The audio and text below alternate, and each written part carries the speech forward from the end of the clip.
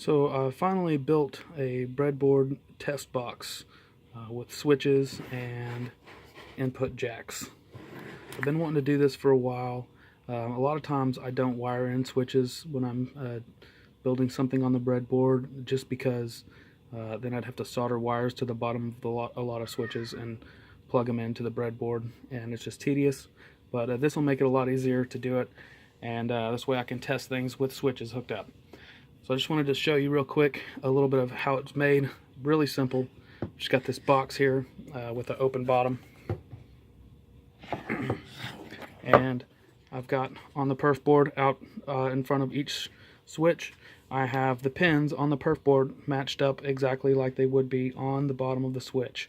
For instance, these two switches have 9 pins on the bottom of each, like this. So that's what I've done. I've got 9 pins on each right here. And on this one, this is a momentary switch. It completes the signal when you press it in.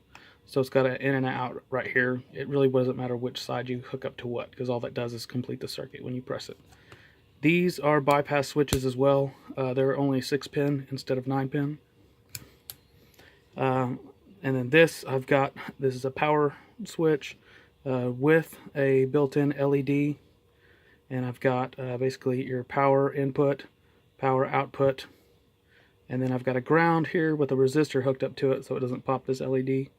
And then I have another ground pin right here that's directly to the ground, so you can run this to your breadboard and have a direct ground without a resistor in between.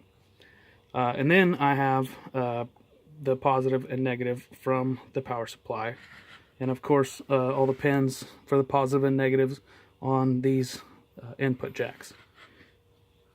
Now the only pin that's not represented on top of the perf board is the battery pin on this, and that's just because it has this wire hooked directly up to it. And this will, when you plug a power supply in, it will automatically disconnect the battery so it doesn't back charge. So let's test it out.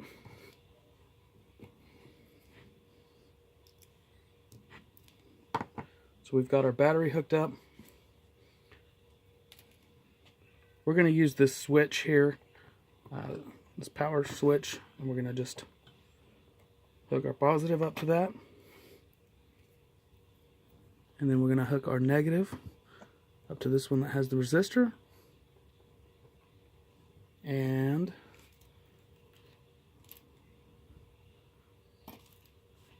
we're going to use this white cable to go to the positive out. And that's going to plug right into our power rail. Now I've got this other ground right here.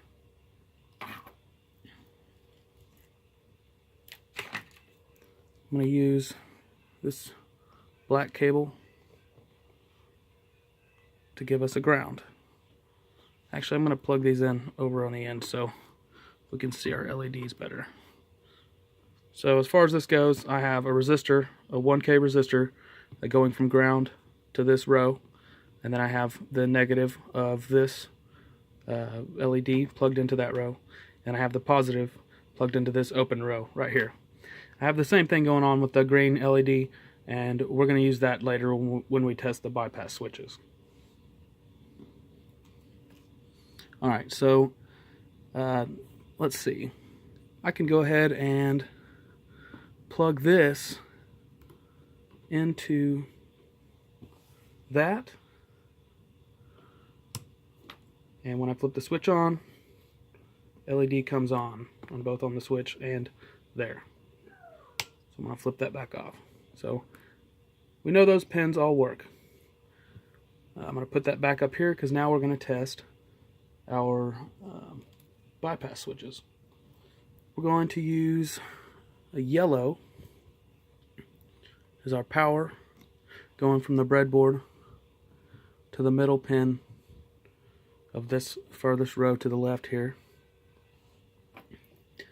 We're going to put this red wire on the top pin and put it to the positive of this LED, the red LED, and then we're going to use the green wire to go on the bottom pin, and it's going to go to the positive of the green LED. Now the green LED's on, and if I flip the switch, it should make the green go off and the red go on. Alright, so that works. We know that this one row is correct, so we can move that down the breadboard or down the switch to the next row, and it seems to all be hooked up correctly.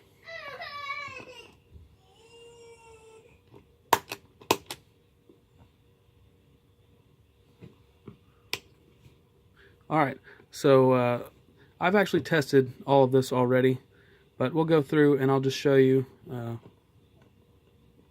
rest of these. We've got this momentary, we've got the power going in, and then we've got power going out to this red LED only. Green LED is not going to come on. So when I press this button, it comes on.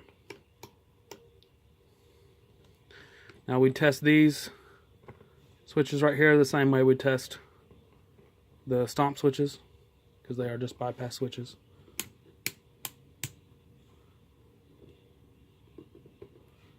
I'm not going to go through every pin because, like I said, I've already tested this earlier. Alright, so it all works. The only thing I haven't tested is the input outputs, but it's literally a wire going from this pin directly to the pin that it goes to, so I don't see that there'd be any trouble with that. Really simple to make one of these. You wouldn't even have to do it exactly like this. You could do it however you want. I just stuck my breadboards on here with the adhesive backing that comes on them, and just put which switches that I thought would be good to use. And I didn't make a place for potentiometers because I just plug the potentiometers directly into the breadboard. The ones that I use for breadboard work have pins on them where you can just plug them directly into the board. So anyways, I hope you enjoyed this video, and make one of these yourself if you do breadboard work. This will make things a lot easier and more fun just to test and play around with. Thanks for watching.